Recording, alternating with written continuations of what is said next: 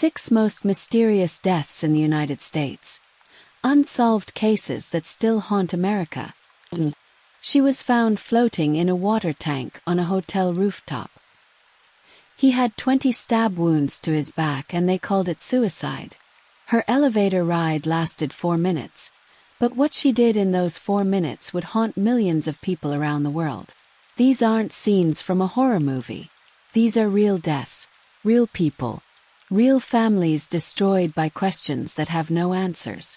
And what happened to these victims is so disturbing, so impossibly strange, that even after years of investigation, even after thousands of hours of detective work, even after the world's best forensic experts examined every piece of evidence, we still don't know the truth. We don't know who killed them. We don't know why they died. And in some cases, we don't even know if they were murdered at all. Before we begin, I need you to sit back, turn off the lights if you dare, and prepare yourself for 6 stories that will make you question everything you thought you knew about death, about investigation, and about the terrifying possibility that sometimes evil leaves no trace, and sometimes the truth dies with a victim. What you're about to hear will disturb you. These are 6 deaths that should never have happened. 6 lives cut short under circumstances so bizarre that they seem ripped from nightmares. By the end of this story, you'll understand why families still cry themselves to sleep begging for answers. You'll understand why detectives had to walk away from cases they knew in their hearts were murders but couldn't prove. You'll understand why sometimes the most terrifying thing isn't what we know. It's what we can never know. And if you want more stories that expose the darkest corners of true crime, stories that most channels won't touch because they're too disturbing, too controversial, too real, then subscribe right now, because we don't hold back, we don't sanitize, and we don't stop until we've told you everything. Now let's begin with a death so strange, so impossible, that when you hear the details, you'll understand why millions of people have spent years trying to figure out what really happened in the final hours of a young woman's life. February 19, 2013. Los Angeles. The Cecil Hotel, a place with a reputation so dark that horror stories seem to seep from its walls. This hotel has seen more death than most morgues. Serial killers have stayed here. Murders have happened in these rooms. Suicides have occurred in these hallways. The air itself feels heavy with tragedy. And on this day, maintenance workers are about to discover something that will haunt them for the rest of their lives. Hotel guests have been complaining. The water tastes wrong. Smells strange. Pressure is low. Something is wrong with the water system. The workers climb to the roof, a place guests aren't supposed to access, a place that's supposed to be locked and secure. They approach the water tanks, massive containers that hold thousands of gallons, and when they open the hatch and look inside, they see her body floating, decomposing. A young woman, naked, her clothes drifting around her in the dark water. This is Elisa Lam, a 21-year-old student from Canada who disappeared 19 days ago. And the water that hotel guests have been drinking, showering in, brushing their teeth with, has been mixed with the water that held her decaying corpse. But the real horror isn't how she was found. It's how she got there. Because 4 days before Elisa disappeared, the hotel's elevator security camera captured footage that would become one of the most analyzed, most disturbing pieces of video evidence in modern history. Watch this with me. Elisa enters the elevator. Normal, right? She presses multiple buttons. Still normal. But then she moves to the corner, pressing herself against the wall like she's hiding. She's afraid of something. She peers out into the hallway, looking left and right frantically, desperately, like she's being chased. But there's no one there. No one we can see. She steps out of the elevator, and the way she moves, it's not normal. She's making strange gestures with her hands, moving them in bizarre patterns like she's communicating with someone, or defending herself from something, or completely detached from reality. She talks to the empty hallway. She steps back into the elevator, then out again. Back in. Out again. Her movements become more erratic, more frightened. And here's what makes your blood run cold. The elevator doors never close. She's pressed the buttons.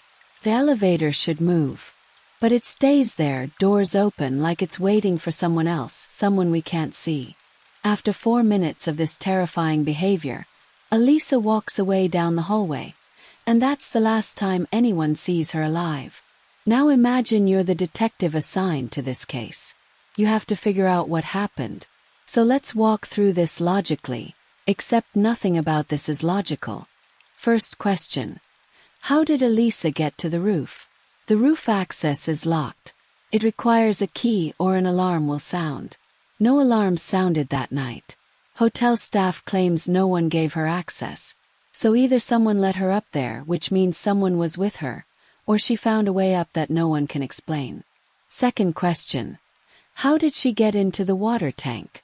The tank opening is small, barely wide enough for a person to fit through. The hatch is heavy, requiring significant strength to open. Elisa was a petite woman, 5'4" tall. Could she have opened it herself while standing on a ladder? Maybe. But why would she? Third question. Why was she naked? Her clothes were found floating in the tank with her. Did she undress herself before climbing in? Did someone remove her clothes? The autopsy found no evidence of sexual assault, but that doesn't answer why her clothes were off. Fourth question. How did she die? The medical examiner ruled it accidental drowning with bipolar disorder as a significant contributing factor. But there's a problem with that ruling. Elisa showed no water in her lungs consistent with typical drowning. The condition of her body suggested she'd been dead for most of the 19 days she was missing, meaning she died very soon after disappearing. But how? Did she climb into the tank and couldn't get out? Did she have a psychotic episode and voluntarily submerge herself? Or did someone put her in there? Let's talk about that elevator footage because this is where it gets truly disturbing. Experts have analyzed this video frame by frame, and here's what they found. Some believe Elisa was experiencing a manic episode related to her bipolar disorder. She had medication prescribed for her condition, but the autopsy showed low levels in her system, suggesting she hadn't been taking it regularly. During manic episodes, people can exhibit bizarre behavior, paranoia, and impaired judgment. Maybe she thought someone was chasing her. Maybe she thought she needed to hide. Maybe in her confused state, she went to the roof and climbed into the water tank thinking it was safe, then couldn't get out. That's the official theory. It's neat. It's explainable. Closes the case. But does it explain everything? Does it explain why the elevator doors stayed open? Does it explain how she accessed the locked roof? Does it explain her ability to open a heavy tank hatch by herself?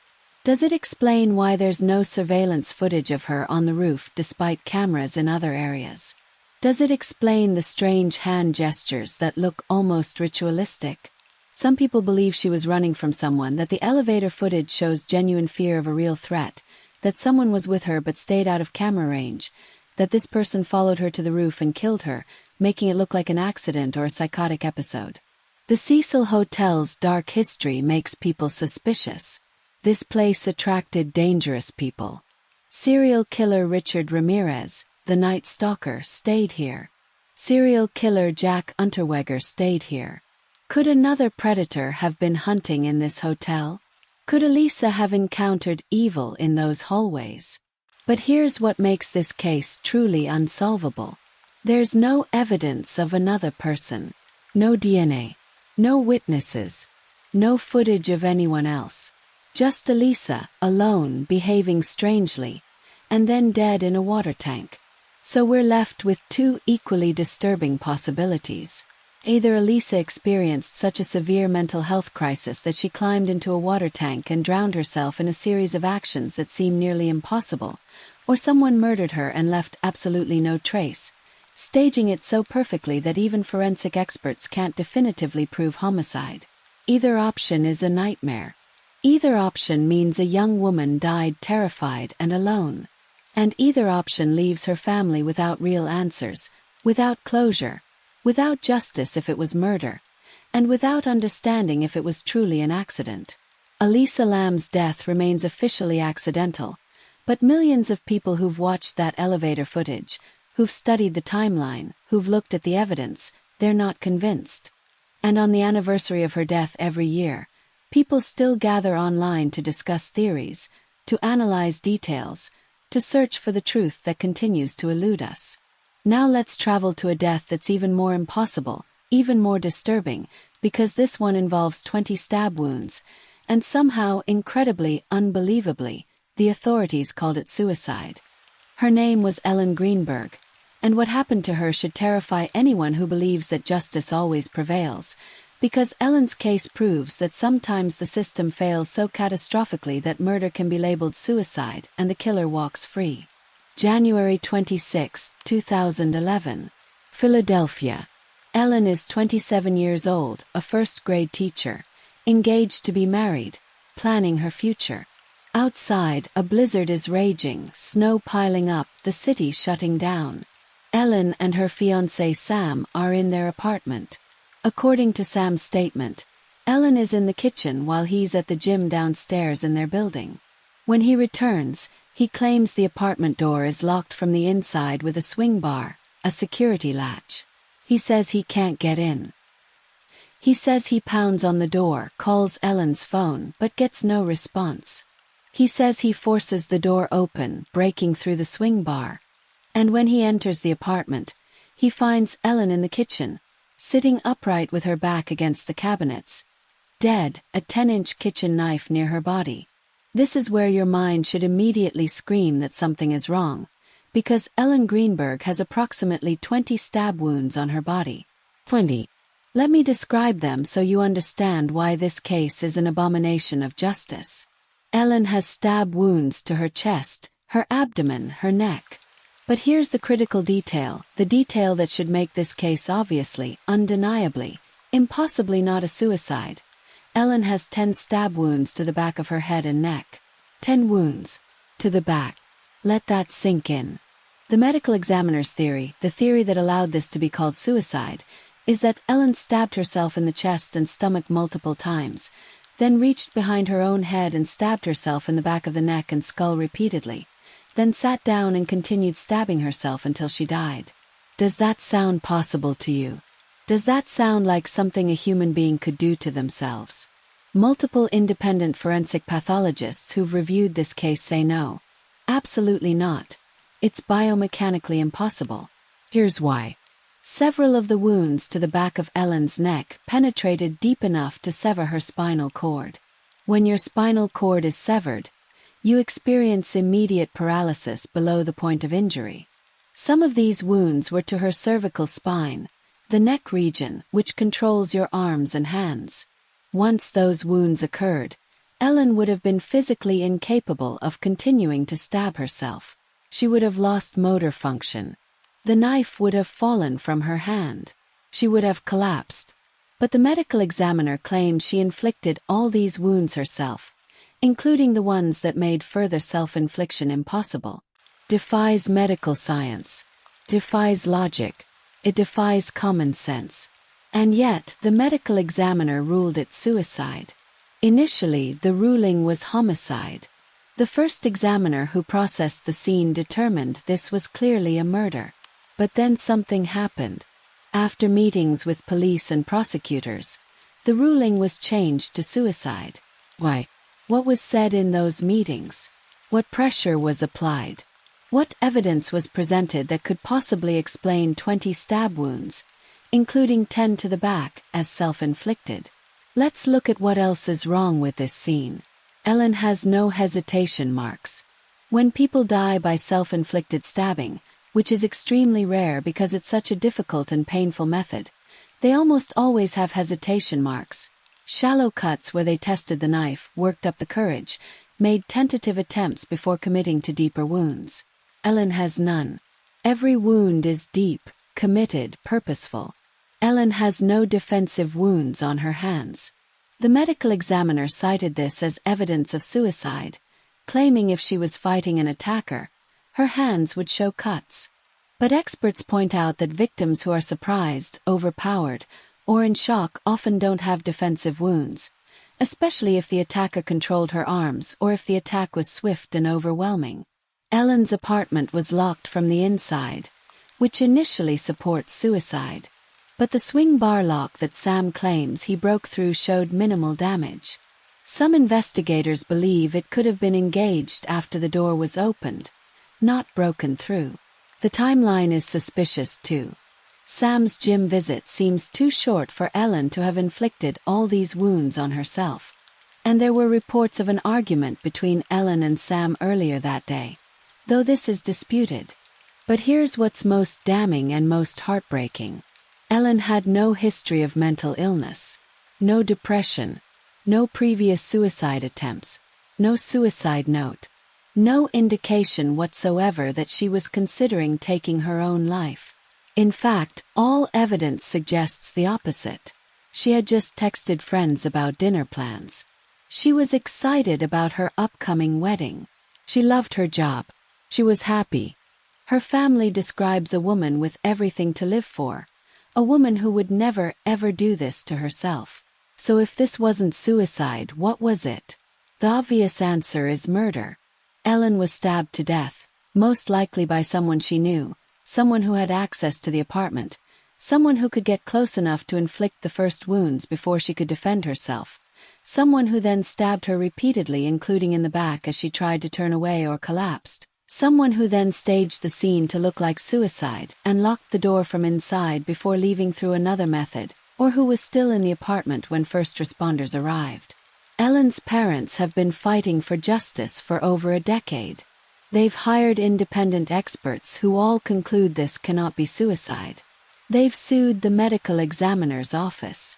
They've pushed for criminal investigation. In 2022, a judge actually agreed with them, ordering the medical examiner to change the ruling, stating there was overwhelming evidence contradicting suicide.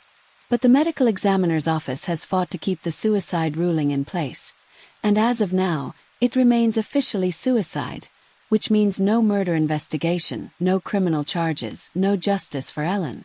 This case exposes a terrifying truth about our justice system. If the medical examiner rules a death as suicide, it's incredibly difficult to get that changed even when the evidence clearly suggests murder. And if it's ruled suicide, police close the case. Prosecutors don't get involved, and whoever killed the victim walks free. Ellen's family believes they know who killed her, but without a homicide ruling, they can't get justice. And Ellen's death remains one of the most outrageous miscarriages of justice in modern American history. A young woman stabbed 20 times, including 10 times in the back, and the system calls it suicide.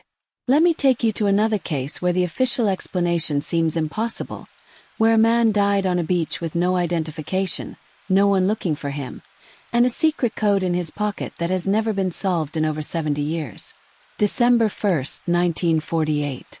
Somerton Beach, Adelaide, Australia. I know what you're thinking. Why is an Australian case in a video about American mysteries?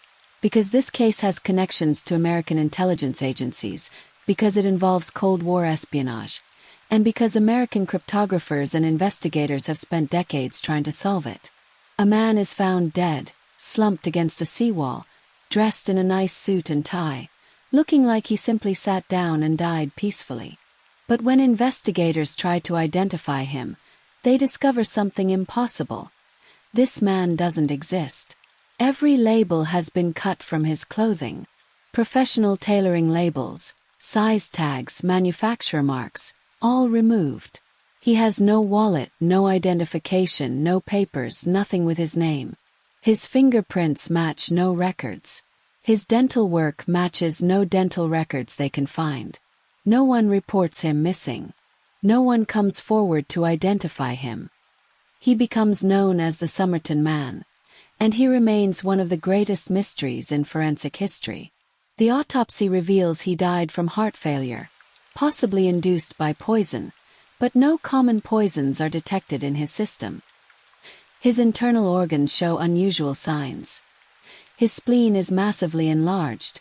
His pupils are contracted. His stomach shows blood congestion, all consistent with poisoning by some unknown substance. In his pocket, investigators find a scrap of paper with 2 words printed on it. Tamam should. which means ended or finished in Persian. The paper is identified as being torn from the last page of a collection of poems, the Rubaiyat of Omar Khayyam. Police launch a search for the book this page came from, and eventually someone comes forward. A man finds a copy of the Rubaiyat in his car, left there around the time of the Somerton Man's death, and the final page has been torn out. In the back of this book, police find something that makes this case even more mysterious: a phone number for a local nurse named Jessica Thompson, and a strange code, a series of capital letters that appears to be some kind of message. The code has never been deciphered despite being analyzed by the world's best cryptographers, intelligence agencies, and mathematicians for over 70 years. When questioned, Jessica Thompson seems frightened. Witnesses say she appeared shocked when shown a photograph of the dead man, possibly even recognizing him, but she claims she doesn't know who he is. She admits she once gave a copy of the Rubaiyat to a man during World War II, but that man is found alive with his copy intact. Here's where it gets even stranger. Jessica's young son, who was about 18 months old when the Somerton Man died, grows up to have several rare physical features that match the dead man, including an unusual ear formation that only appears in about 1 to 2% of the population, and specific dental patterns. This leads to speculation that the Somerton Man might have been the child's biological father, that Jessica and he had a relationship she kept secret, and that his death somehow related to this connection.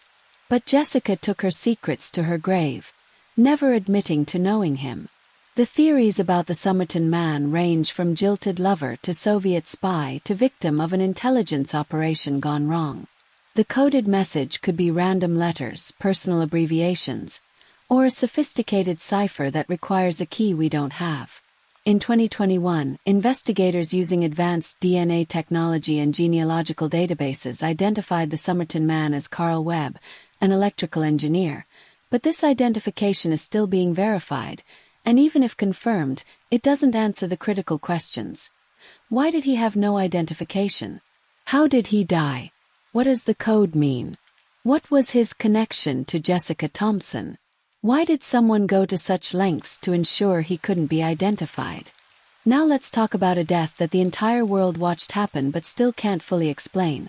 A case where we know the medical cause but the circumstances, the timeline, and the truth remain shrouded in contradictions and unanswered questions. June 25, 2009. Los Angeles. Michael Jackson, the king of pop, dies at age 50 in his rented mansion. His personal physician, Dr. Conrad Murray, is eventually convicted of involuntary manslaughter for administering the fatal dose of propofol that killed Jackson. Case closed, right? Not even close. Because when you dig into the details of Jackson's death, when you look at the timeline, the evidence, the contradictions, you realize this case is filled with mysteries that suggest there's more to this story than a negligent doctor and a drug-addicted celebrity. Let's start with the basic question. Why was a cardiologist administering propofol, a powerful surgical anesthetic, in a bedroom with no proper medical equipment, no monitoring devices, no emergency equipment?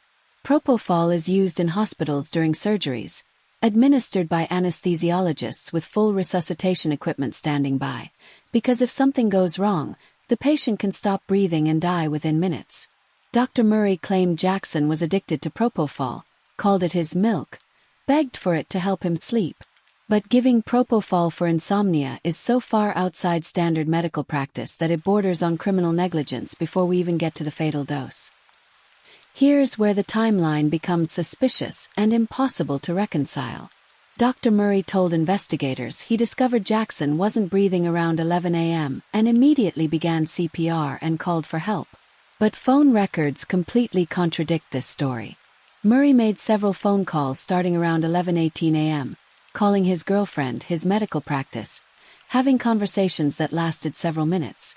The 911 call didn't come until 12:21 p.m., over an hour after Murray claims he found Jackson unresponsive. What was he doing for that hour? Why was he making personal phone calls instead of calling for emergency help?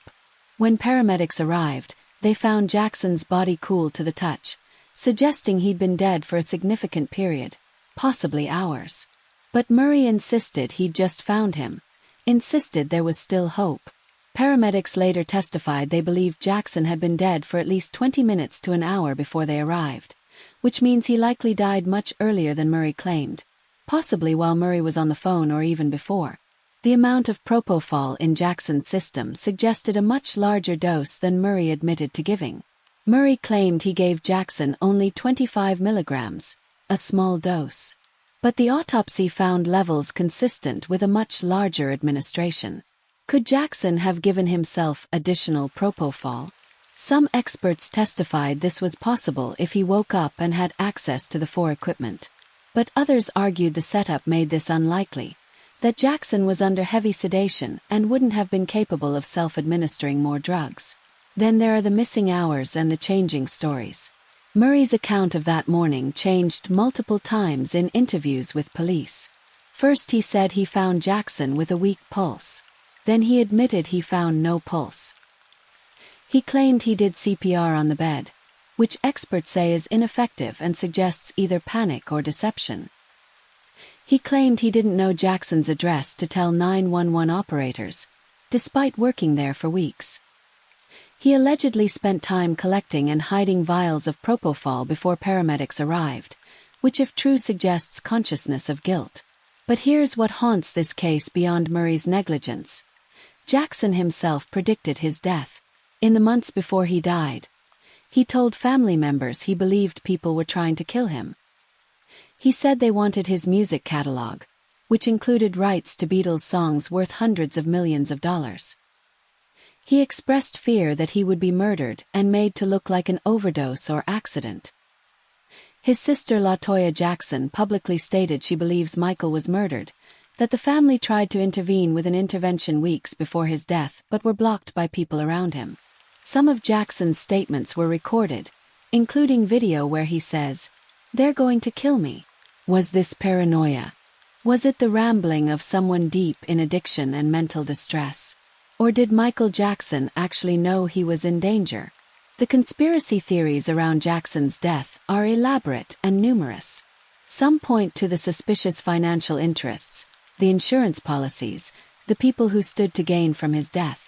Others note the involvement of AEG Live, the concert promoter for his comeback tour, and question whether they pressured him to perform when he was physically incapable, knowingly putting his health at risk. There are theories about Murray being a hired killer, though no evidence supports this. There are theories about Jackson faking his own death, though these are largely dismissed by credible investigators. What we're left with is a death that's officially explained, a doctor convicted, a tragedy attributed to negligence and addiction, but a case filled with timeline problems, contradictory evidence, suspicious behavior, and a victim who predicted his own death. Michael Jackson died from acute propofol intoxication, but the full truth of what happened in that bedroom, who knew what, who did what, and whether anyone beyond Murray bears responsibility, these questions remain unanswered and may never be resolved. Let me tell you about a case that represents thousands of similar cases across America, deaths that investigators believe are murders but can't prove beyond reasonable doubt, leaving families in agonizing limbo and possible killers walking free. February 17, 2016. Berkeley County, West Virginia. Megan Metzger, 27 years old, is found dead in her apartment bathroom under circumstances that make no sense if you believe she killed herself, but leave just enough doubt that no one has been charged with her murder. Megan is discovered in a position that initially suggested hanging, but immediately investigators see problems. The ligature marks on her neck are wrong, inconsistent with self-suspension. The positioning of her body relative to where the ligature was attached would have been nearly impossible for her to achieve alone. There's no suicide note. There's no history of depression or suicidal thoughts.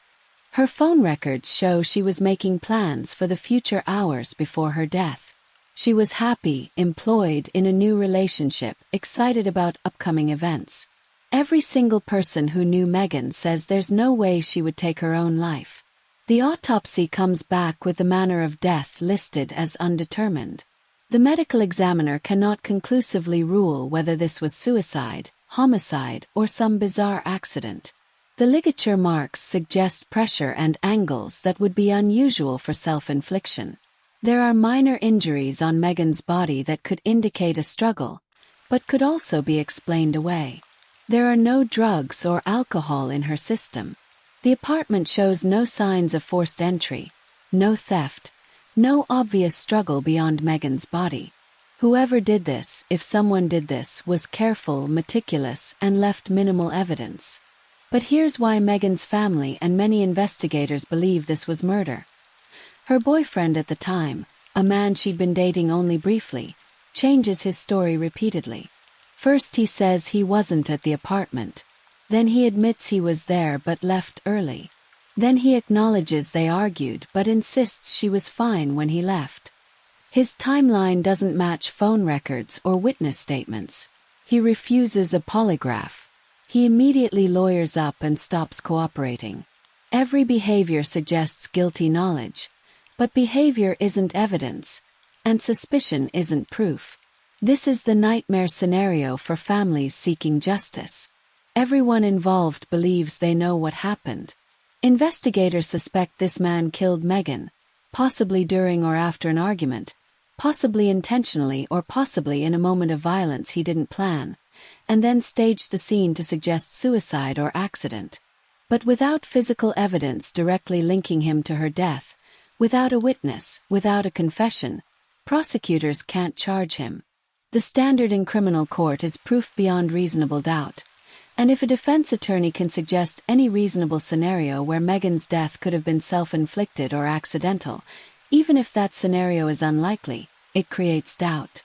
So the case remains open, classified as suspicious death, manner undetermined.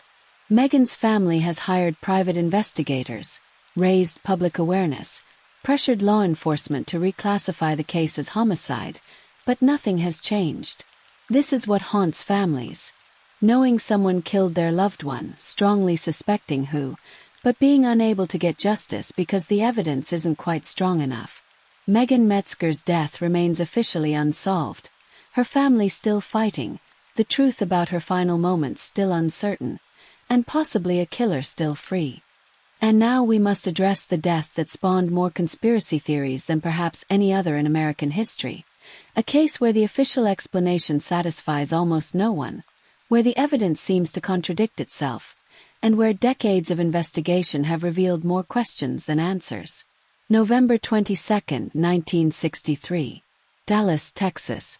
President John F. Kennedy is assassinated. Lee Harvey Oswald is arrested and charged but is killed before trial. The Warren Commission concludes Oswald acted alone, firing 3 shots from the Texas school book depository, with a fatal headshot killing the president. But this conclusion has been disputed, questioned, and challenged for 60 years, and the mysteries surrounding Kennedy's death have only multiplied with time. Let's talk about why this case remains so controversial, so mysterious, so unresolved in the minds of millions despite being one of the most investigated events in history. Start with the witnesses. Multiple people reported hearing shots from different directions, including from the grassy knoll in front of the motorcade, not just from behind where Oswald was positioned. Some witnesses saw smoke or movement on the grassy knoll. Some heard 4 or 5 shots, not 3. Their testimonies were often dismissed or ignored by official investigators. The Zapruder film, the clearest footage of the assassination, shows Kennedy's head snapping violently backward and to the left when struck by the fatal bullet. Physics experts have debated whether this motion is consistent with being shot from behind, or whether it suggests a shot from the front. The magic bullet theory, which proposes that a single bullet caused multiple wounds to both Kennedy and Governor Connolly, striking bone, changing direction, and emerging in near-pristine condition, strikes many experts as physically implausible. Yet this theory is essential to the conclusion that Oswald acted alone, because if separate bullets caused these wounds, there must have been a second shooter, which means conspiracy. Then there's Oswald himself, a former Marine who defected to the Soviet Union, then returned to the U.S. and became involved with pro-Castro groups, yet wasn't considered a serious security threat. His connections to intelligence agencies, or possible connections, have never been fully explained. His behavior after the assassination, claiming he was a patsy, insisting he didn't shoot anyone, suggests either elaborate deception or genuine innocence. And then Jack Ruby, a nightclub owner with organized crime connections, kills Oswald on live television before he can stand trial or reveal anything about the assassination.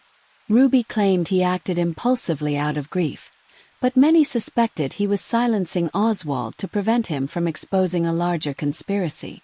Ruby himself later claimed in an interview before his death that people in high positions were involved and that the truth would never come out. The medical evidence is contradictory and troubling. Doctors at Parkland Hospital who treated Kennedy described his wounds in ways that sometimes differ from the official autopsy at Bethesda Naval Hospital. Kennedy's brain, a critical piece of evidence, disappeared from the National Archives and has never been recovered. Photographs and X-rays from the autopsy show inconsistencies that some forensic experts believe indicate alteration or replacement. Over the decades, theories have implicated the CIA, angry over Kennedy's handling of the Bay of Pigs and his plans to reduce the agency's power. The FBI, whose director J. Edgar Hoover had a contentious relationship with Kennedy. The Mafia, furious over Robert Kennedy's crackdown on organized crime. Cuban exiles, betrayed by Kennedy's refusal to support the overthrow of Castro. Soviet agents, though this theory has largely been dismissed. Lyndon Johnson himself, though no credible evidence supports his direct involvement. Military-industrial interests, angry over Kennedy's plans to wind down Vietnam involvement. Some combination of these groups acting together. Each theory has proponents who can point to specific evidence, suspicious connections, or unexplained coincidences. Yet no theory has emerged with conclusive proof that has overturned the official finding. The release of classified documents over the years has revealed government surveillance, questionable investigative practices, and information that was withheld from the public, but hasn't definitively proven conspiracy. What makes Kennedy's assassination uniquely mysterious isn't just the conflicting evidence from 1963. It's the 60 years of secrecy, lost evidence, witnesses who died under unusual circumstances in the years following the assassination, government files that remain classified, official statements that have changed over time, and the sheer weight of anomalies that have never been adequately explained. Whether Oswald acted alone or was part of a conspiracy, there are facts that don't fit, questions without satisfactory answers, and a persistent sense that the full truth has never been told. The Kennedy assassination represents the ultimate unsolved mystery in American history, not because we don't know who pulled the trigger, the evidence against Oswald is substantial, but because we may never know with certainty whether he acted alone or was part of something larger, whether the assassination was the act of one disturbed individual or the result of a coordinated plot involving powerful interests. And that uncertainty, that inability to know for certain despite decades of investigation, is what keeps this case eternally mysterious and forever debated. These 6 cases, 6 deaths, 6 families destroyed, 6 mysteries that expose the limits of investigation, the ambiguity of evidence, and the haunting reality that sometimes we simply cannot know what happened. Elisa Lam floating in a water tank after 4 minutes of inexplicable behavior in an elevator. Ellen Greenberg with 20 stab wounds including 10 to her back, called suicide. The Somerton Man, dead on a beach with no identity and an unsolvable code. Michael Jackson predicted his own death but died in circumstances that remain suspicious.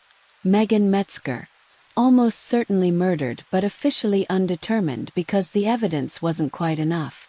John F. Kennedy, shot in Dallas in an assassination that has never been fully explained despite being the most investigated crime in history. These cases unite in their horror, their mystery, and their reminder that evil doesn't always leave clear evidence, that death can occur in ways that defy understanding, and that sometimes despite our best efforts, despite forensic science and dedicated investigators, the dead cannot tell us their stories and the evidence they leave behind cannot reconstruct those final terrible moments. What haunts the families isn't just grief. It's the not knowing. It's the questions that will never be answered. It's lying awake at night replaying scenarios, imagining what happened, desperately seeking closure that will never come. It's seeing possible suspects walk free because suspicion isn't proof. It's watching years pass with no new leads, no breakthroughs, no justice. This is the special torture of mysterious death, worse in some ways than confirmed murder, because at least with murder you know what happened, you can grieve a clear truth, you can hate a known killer. But with mystery, you're left with possibilities, with doubt, with endless questions spinning in your mind forever. If these cases have disturbed you, good. They should disturb you. They should make you angry that justice isn't always served, that investigations aren't always conclusive, that sometimes evil wins simply by being careful enough to avoid leaving definitive proof. But these cases should also make you aware, make you cautious, make you pay attention to warning signs and trust your instincts when something feels wrong, because any one of us could become a mysterious death, a case file, a family's unanswered question. Subscribe to this channel if you want the truth about cases that most won't cover, mysteries that most won't examine this deeply, stories that expose the darkest realities of crime and investigation. Share this with anyone who needs to understand that the world isn't always safe, that justice isn't always certain, and that sometimes the most important thing we can do is remember the victims, honor their memories, and never stop asking questions. Leave a comment telling us which case disturbed you most, which theory you believe, which questions still haunt you. And most importantly, stay vigilant, stay aware, and remember that in a world where these mysteries exist, where people can die under impossible circumstances and leave no answers behind, your awareness, your caution, your refusal to ignore warning signs, these things might be what keeps you safe. Thank you for watching, and until next time, stay safe and never stop seeking the truth, no matter how dark, no matter how disturbing, no matter how impossible it seems to find.